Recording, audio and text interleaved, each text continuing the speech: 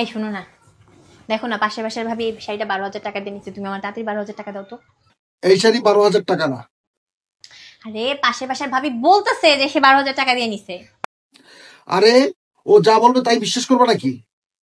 আরে সে কখনো মিথ্যা কথা বলে না, এটা 12,000 টাকা দিয়েই নিছে, তুমি আমার তাড়াতাড়ি 12,000 টাকা দাও তো।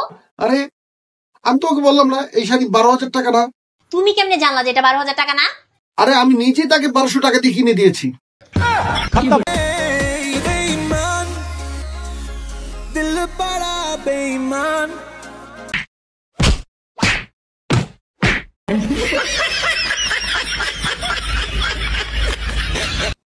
আজকে আমি তোমারে 4টা মেয়ের অপশন দিব, তার মধ্যে থেকে তুমি যে কোনো একজনের প্রশংসা করতে পারবা, বাট তারে নিয়ে আজকে ঘুরতেও চাইতে পারবা। আমি তোমার কিচ্ছু বলবো না।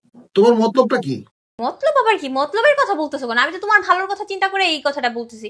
তুমি আমার জন্য কোনো মেয়ের দিকে তাকাইতে পারো না, কারো প্রশংসা করতে পারো না, কারো নিয়ে ঘুরতে যেতে পারো না। তো আমি ভাবলাম যে তোমার যদি মনের মধ্যে এরকম কোনো খায়েশ থাকে তো সেটা পূরণ করা আমার দায়িত্ব, সেই জন্য আমি তোমার বললাম। আমি তোমার তো সুযোগ দিতেছি, তাই না?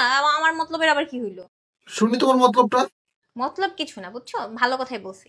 আচ্ছা যাই হোক, যে 4টা অপশন তার মধ্যে নাম্বার 1 হইতেছে আমি, নাম্বার 2 হইতেছে তোমার মায়ের বৌমা, আর নাম্বার 3 হইতেছে তোমার স্ত্রী, আর নাম্বার 4 হইতেছে তোমার বাচ্চা।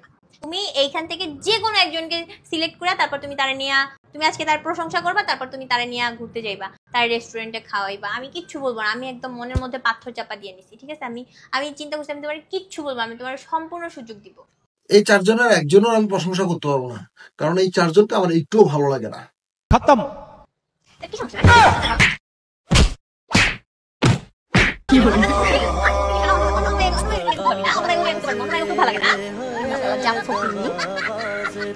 যদি সোজা না করতে পারছি না তাহলে দেখিস। জানো আজকে পাশের বাসার ভাবিকে শাড়ি পরাইতে গেছিলাম, তার কোমরে না একটা এত বড় দাগ। কে? শান্তি ভাবি? হ্যাঁ। আদুর মুকা, ওটা শান্তি ভাবির কোমরের দাগ না, ওটা শান্তি ভাবির কোমরের ট্যাটু। ওটা যে দাগ না, ওটা যে ট্যাটু। ওটা তুমি কেমনে জানো? খতম, bye bye, tata, good bye. ওটা তো শাড়ি উপর দিয়ে তো দেখা যায় না। রান। তোর আজকে খাইছি আমি।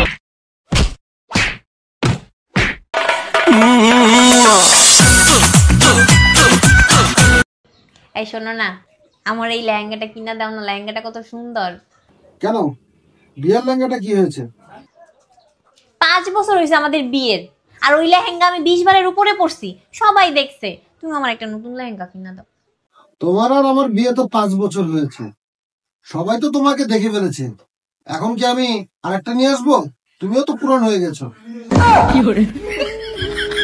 কি সমস্যা তোমার?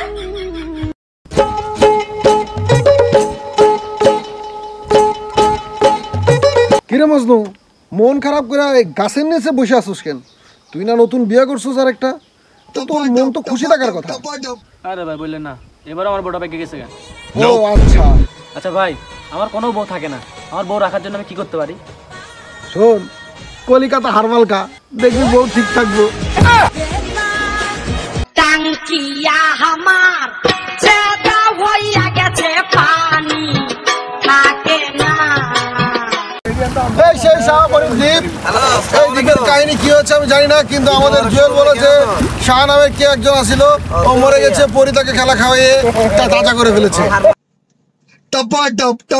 টপাটপ মালুম না। এটা আমাদের জুয়েল বক্তব্য। শাহপরীর দ্বীপ এভাবে হয়েছে, এখানে দ্বীপ সৃষ্টি হয়েছিল আগে, মানে এই দ্বীপের মধ্যে শাহ নামের একজন মানুষ থাকতো। মানুষটা মারা গেছে দ্বীপের মধ্যে, মারা যাওয়ার পরে কিছু বলবেন? আচ্ছা আমার কথাটাকে শেষ করতে দাও। এই শাহ দ্বীপে থাকতো, মারা গেছে, মারা যাওয়ার পরে একে জীবিত করার জন্য পরি ওর সাথে মৃত অবস্থা খেলা খেলেছে।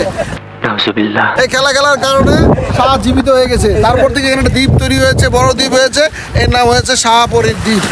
আচ্ছা, ভালোবাসার একটি জয় বাংলা। ও মা গো টুরুলা,